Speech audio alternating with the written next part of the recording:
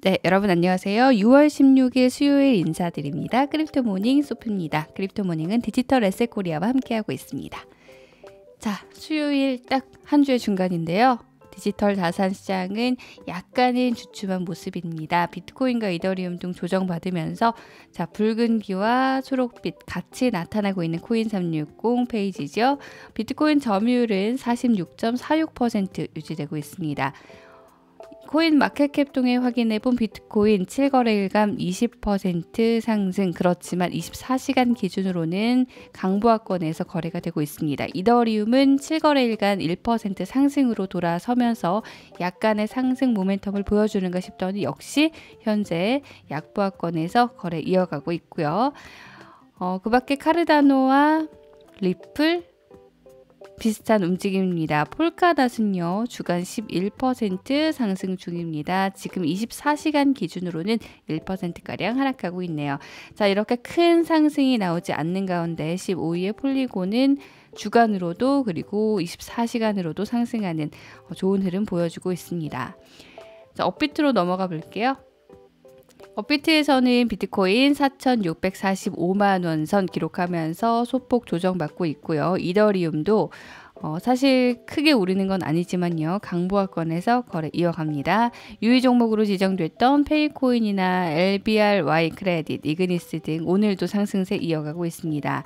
자, 그래도 거래 대금이 항상 비트코인이 좀 밑에 있는 경우 많았는데 다시 1위 거래 대금 자리를 차지했지만요. 거래량 자체가 크게 많은 것 같지는 않은 그런 상황이네요. 자, 이렇게 간단하게 시장 분위기 살펴봤고요. 주요 뉴스 확인하고 다시 올게요.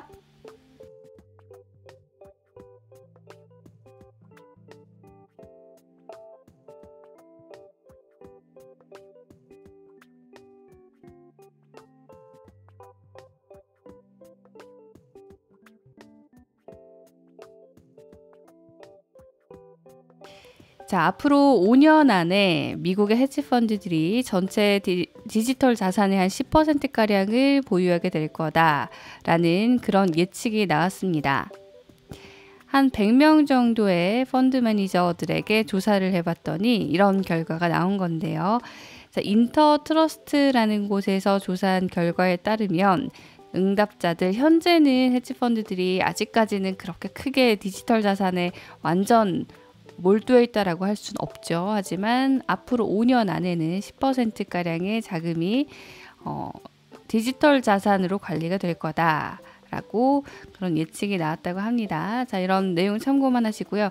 자, 그리고 이런 내용을 좀 반영해 줄 수 있는 의견도 나왔는데요. 비트코인 가격이 지금 바닥에 있다라고 피델리티에 임원이 이야기를 했다는 소식입니다. 트위터에 이렇게 직접 차트를 올리기까지 했는데요. 이 차트를 기반으로 봤을 때 내 생각에 지금 비트코인이 거의 바닥이다 라고 이야기를 했다는 거죠. 사실 피델리티는요, 비트코인에 대해서 굉장히 호의적으로 사업에 좀 비트코인을 끌어들이는 모습을 보여주고 있는데, 피델리티 자회사를 통해서 지금 비트코인 서비스를 위한 준비를 하고 있고요.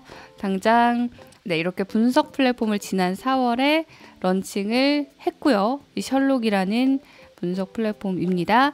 그리고 ETF도 지금 런칭을 하겠다고 해서 SEC가 검토에 나선 모습입니다. 5월 27일자 뉴스인데요. 이렇게 ETF도 런칭을 하겠다라고 신청을 하고 크립토 분석 플랫폼도 런칭을 하는 등 굉장히 비트코인에 대해서 선점하려는 그런 움직임을 보여주고 있는 회사인데요. 여기서 나온 비트코인의 강세 예측이었습니다.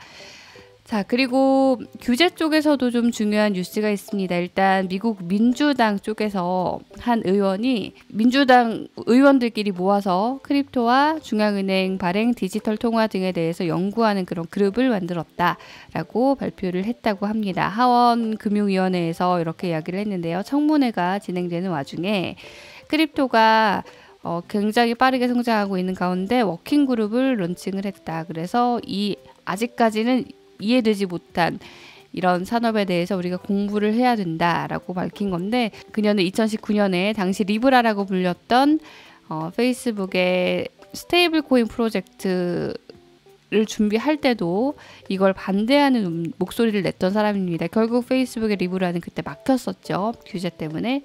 자, 어쨌든 이런 상황이고 더 중요한 거는요. 바이든이 지금 러시아 정상회담을 하기 위해서 제네바에 도착을 했거든요. 스위스와 양자회담을 한다고 하는데, 자, 여기서 코인텔레그래프에서 뭐라고 짚었냐면요.